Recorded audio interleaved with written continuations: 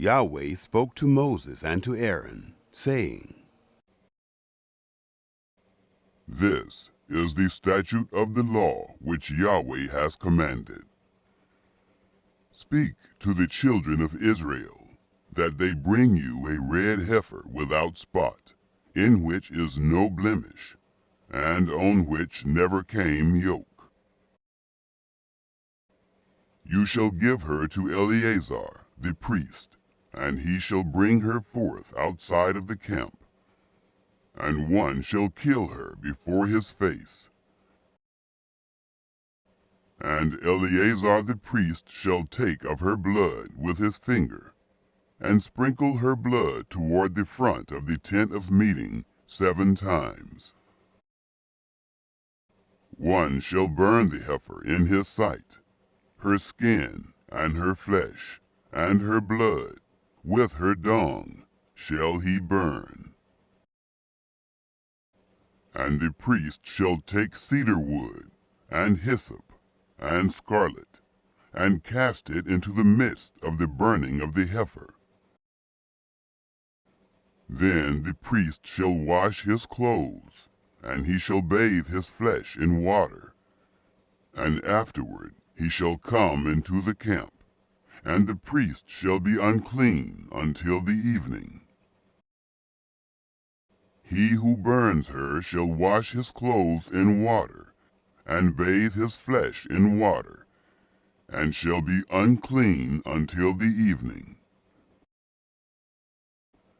A man who is clean shall gather up the ashes of the heifer, and lay them up outside of the camp in a clean place, and it shall be kept for the congregation of the children of Israel, for a water for impurity. It is a sin offering. He who gathers the ashes of the heifer shall wash his clothes, and be unclean until the evening. And it shall be to the children of Israel, and to the stranger who lives as a foreigner among them, for a statute forever. He who touches the dead body of any man shall be unclean 7 days. The same shall purify himself with water on the 3rd day, and on the 7th day he shall be clean. But if he doesn't purify himself the 3rd day, then the 7th day he shall not be clean. Whoever touches a dead person, the body of a man who has died, and doesn't purify himself, defiles the tabernacle of Yahweh, and that soul shall be cut off from Israel, because the water for impurity was not sprinkled on him. He shall be unclean.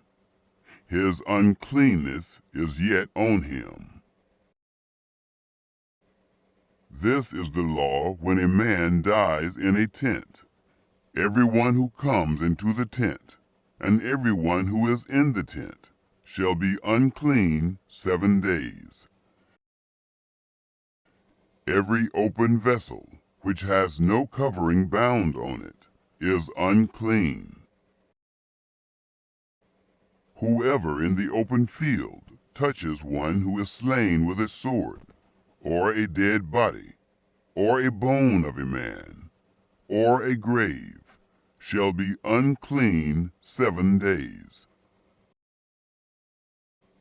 For the unclean they shall take of the ashes of the burning of the sin offering, and running water shall be put thereto in a vessel.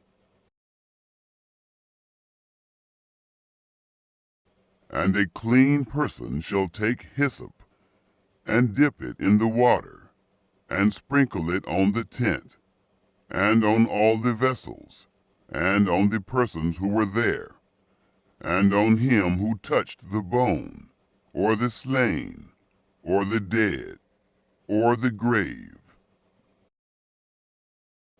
And the clean person shall sprinkle on the unclean on the 3rd day and on the 7th day, And on the seventh day he shall purify him, and he shall wash his clothes, and bathe himself in water, and shall be clean at evening.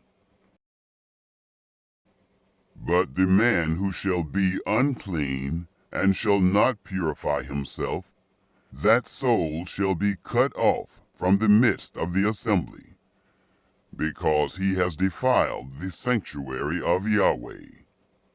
The water for impurity has not been sprinkled on him. He is unclean. It shall be a perpetual statute to them. And he who sprinkles the water for impurity shall wash his clothes, and he who touches the water for impurity shall be unclean until evening. Whatever the unclean person touches shall be unclean, and the soul that touches it shall be unclean until evening. The children of Israel, even the whole congregation, came into the wilderness of Zin in the first month. And the people stayed in Kadesh, and Miriam died there, and was buried there. There was no water for the congregation, and they assembled themselves together against Moses and against Aaron. The people strove with Moses and spoke, saying, "We wish that we had died when our brothers died before Yahweh. Why have you brought the assembly of Yahweh into this wilderness, that we should die there, we and our animals? Why have you made us to come up out of Egypt, to bring us into this evil place? It is no place of seed, or of figs, or of vines, or of pomegranates. Neither is there any water to drink." Moses and Aaron went from the presence of the assembly to the door of the tent of meeting, and fell on their faces. And the glory of Yahweh appeared to them.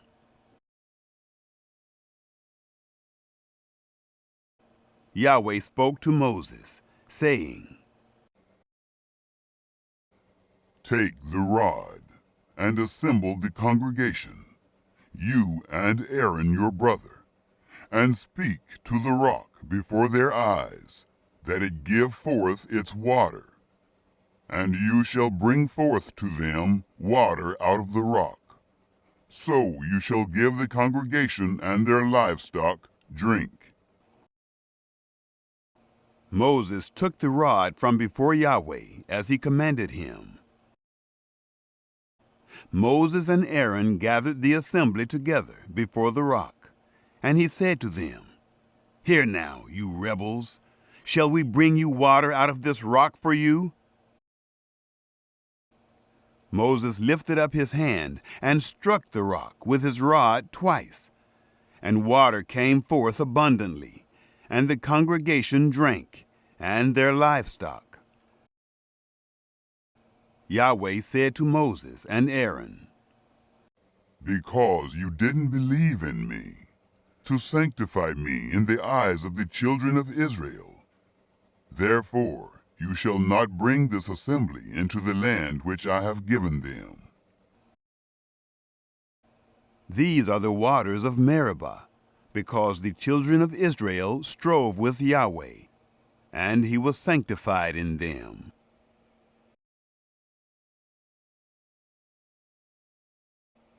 Moses sent messengers from Kadesh to the king of Edom, saying, "Thus says your brother Israel, you know all the travail that has happened to us, how our fathers went down into Egypt, and we lived in Egypt a long time, and the Egyptians dealt ill with us and our fathers. And when we cried to Yahweh, he heard our voice, and sent an angel, and brought us forth out of Egypt.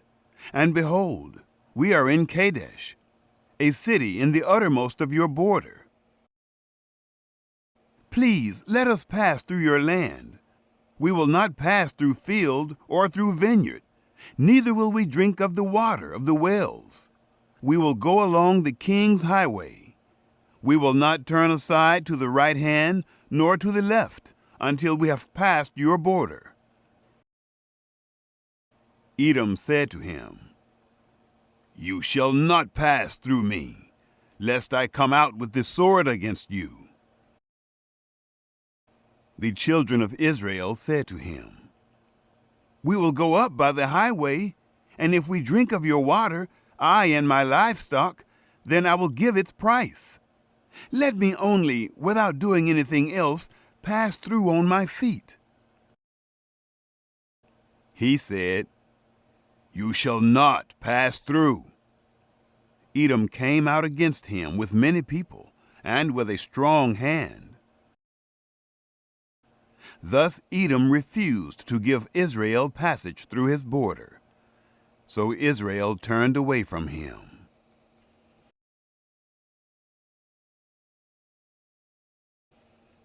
They traveled from Kadesh, and the children of Israel, even the whole congregation, came to Mount Hor. Yahweh spoke to Moses and Aaron in Mount Hor, by the border of the land of Edom, saying, Aaron shall be gathered to his people, for he shall not enter into the land which I have given to the children of Israel, because you rebelled against my word at the waters of Meribah. Take Aaron and Eleazar his son, and bring them up to Mount Hor.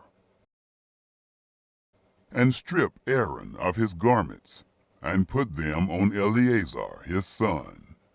And Aaron shall be gathered to his people, and shall die there. Moses did as Yahweh commanded, and they went up into Mount Hor in the sight of all the congregation. Moses stripped Aaron of his garments, and put them on Eleazar his son, and Aaron died there on the top of the mountain. And Moses and Eleazar came down from the mountain.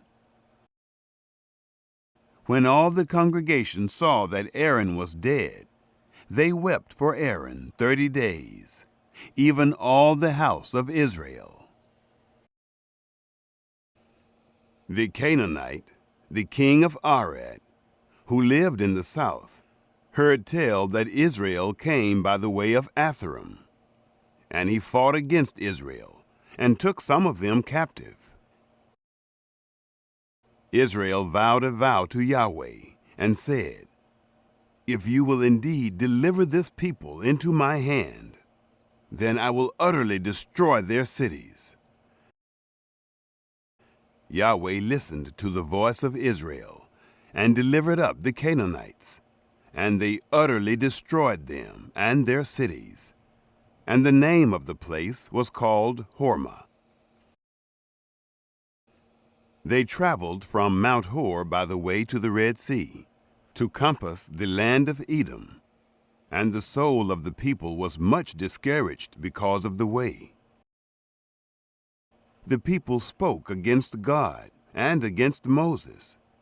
Why have you brought us up out of Egypt to die in the wilderness? For there is no bread, and there is no water, and our soul loathes this light bread. Yahweh sent fiery serpents among the people, and they bit the people, and many people of Israel died. The people came to Moses and said, We have sinned, because we have spoken against Yahweh and against you. Pray to Yahweh that he take away the serpents from us. Moses prayed for the people. Yahweh said to Moses, Make a fiery serpent, and set it on a standard, and it shall happen that every one who is bitten, when he sees it, shall live. Moses made a serpent of brass, and set it on the standard. And it happened that if a serpent had bitten any man, when he looked to the serpent of brass, he lived.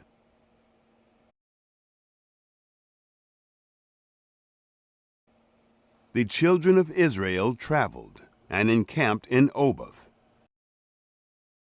They traveled from Oboth and encamped at Laabiram in the wilderness, which is before Moab, toward the sunrise. From there they traveled and encamped in the valley of Zered. From there they traveled and encamped on the other side of the Arnon, which is in the wilderness, that comes out of the border of the Amorites. For the Arnon is the border of Moab, between Moab and the Amorites. Therefore it is said in the book of the wars of Yahweh, Wahib in Suphah, the valleys of the Arnon, the slope of the valleys that incline toward the dwelling of Er, leans on the border of Moab. From there they traveled to Bair. That is the well of which Yahweh said to Moses, Gather the people together, and I will give them water. Then sang Israel this song, Spring up, well, sing to it. The well which the princes dug, which the nobles of the people dug, with the scepter and with their poles. From the wilderness they traveled to Mattanah, and from Mattanah to Nahaliel, and from Nahaliel to Bamoth, and from Bamoth to the valley that is in the field of Moab, to the top of Pisgah, which looks down on the desert.